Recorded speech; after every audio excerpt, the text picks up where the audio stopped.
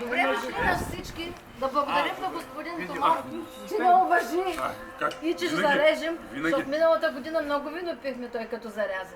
Да. Събрахме се да отпразнуваме един хубав български празник – Трифон Зарезан.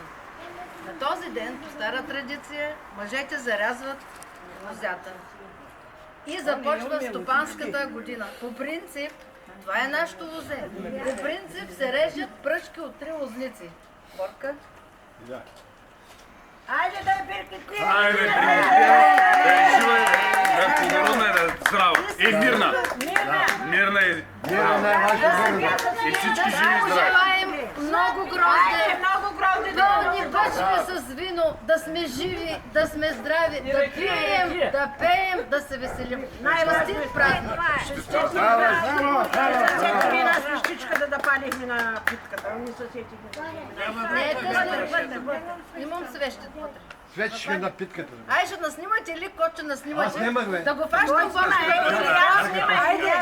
Илиян снима. Идвайте от другата страна. Айде. Фото Мими. Айде, че Борко му е студиро. Айде, фото Мими. Обърни и на Браво, сайта. браво, браво. И там ме снимай, как?